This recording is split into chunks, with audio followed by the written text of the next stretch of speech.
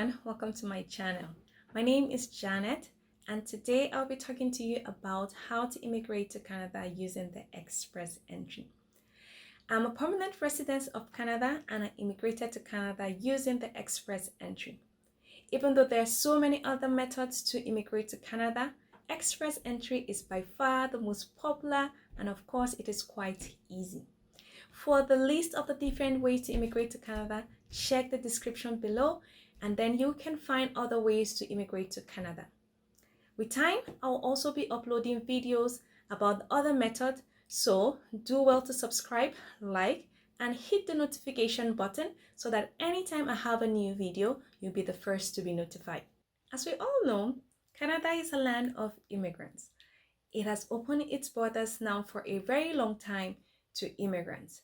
But the hype about immigrating to Canada only started in January 2015 when the express entry was introduced.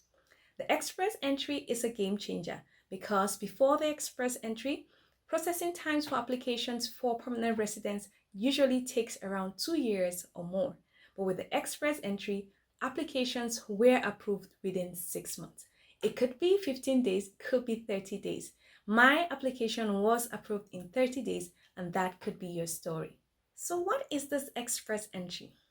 Express entry is an online system that manages applications of permanent residents. It is online, meaning that you can sit in the comfort of your home and apply. If you're not comfortable doing it yourself, you could get an immigration lawyer or an agent to help you with that. But I would recommend that you do it yourself. It is quite easy. I did it. You can do it also. It is also a points-based system and that gives points to every applicant based on their profile. Every applicant of permanent residence using the express entry would need to go to the IRCC website.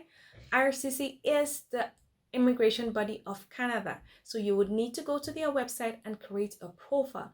And based on your age, your qualification, your experience, you'll be given a score.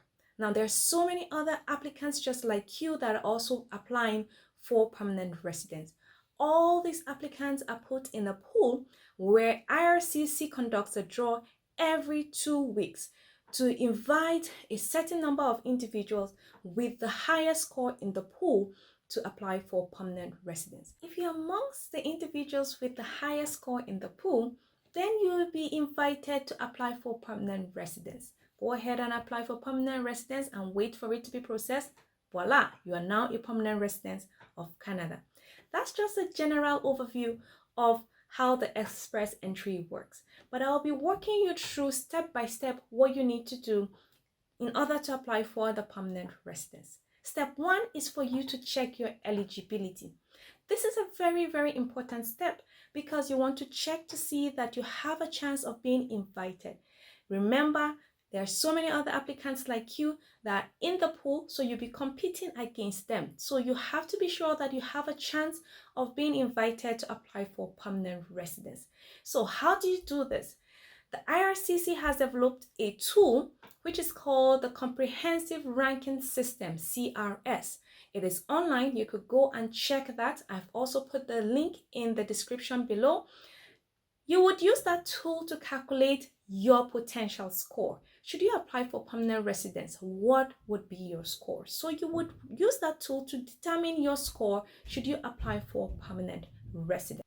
In that tool, you will need to answer a few questions and you need to make some assumptions, especially the language proficiency test. In Canada, there are 2 official languages, English and French, and you will need to show the Canadian government that you are proficient in at least one of them because they are so concerned that when you come to Canada, you are able to communicate effectively with other citizens. So you would need to assume that you have taken the test at this point, and if you are taking the English exams, you have a score of at least 8 in listening and 7 in the rest. So you just need to make some assumptions to see what your potential score would be. At the end of answering all the questions, the tool will give you a potential score should you apply for permanent residence. If your score is about 460 and above, I believe you have a high chance of competing in the pool and applying for permanent residence. Go ahead to step 2, the Educational Credential Assessment, ECA. I'm recommending that you do the ECA now because the process can be quite lengthy. It could take you about 4 months or more to do so. Mine took about 4 months, so it might take you 4 months or more. Now, you would need to do an ECA if you studied outside of Canada. If you studied in Canada, you would not need to do an ECA. You would need to send your credentials to one of the 6 bodies designated by the IRCC to assess your credentials if your qualifications are equivalent to the same qualifications in Canada. So you would need to send your certificate and your transcript to one of the bodies, and they will issue you an educational credential assessment certificate, which you would need to create your profile. Step 3 is to get your language proficiency exams done. You would need to write an English exams or a French exams, as the case may be, or even both of them, depending on the situation. You would need to write either IELTS, which is the most common, or a TEF exams. Check in your local country to see which is available and then start practicing to write these exams.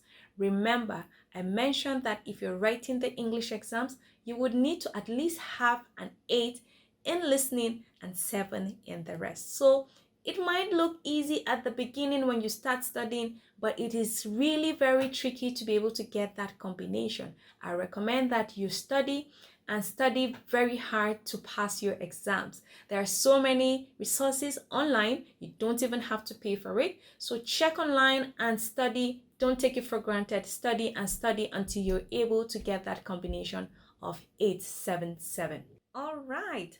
So with your ECA and your TEF or IELTS exams done, then you are ready to create a profile. So step 4 is to create a profile on the IRCC website.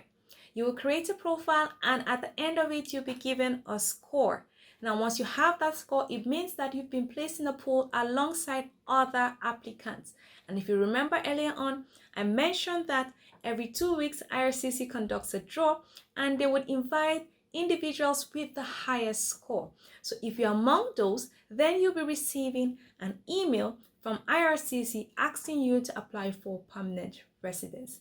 The next thing is apply for permanent residence. So you need to go back to your profile and apply for permanent residence.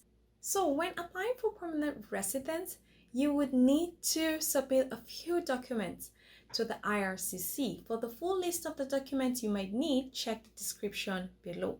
I'll only be talking about one very important document, which is the proof of funds. You would need to show to the Canadian government that you have some money to come to Canada with, in case you come to Canada and you're not able to secure a job within the first 3 months.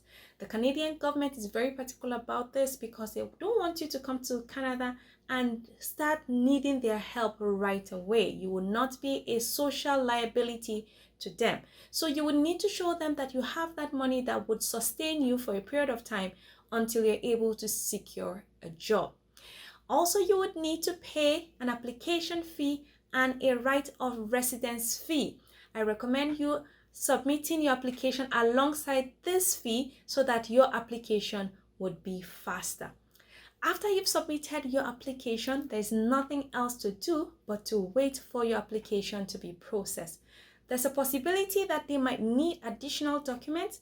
If they do, they would communicate with you via email so that you can send those documents to them. Once they are happy with your application and everything looks good to them, then they would send you another email requesting for your passport. We call that a PPR, a request of your passport. You would need to send your passport to one of the nearest visa offices so that a visa will be issued and a confirmation of permanent residence be sent to you. Those are the 2 documents you would need to land in Canada. Congratulations, you're now a permanent resident of Canada. You can pack your bags and move over to Canada. If you really enjoyed this video, like, subscribe, and hit the notification bell so that you can be notified anytime I have a new video. See you next time.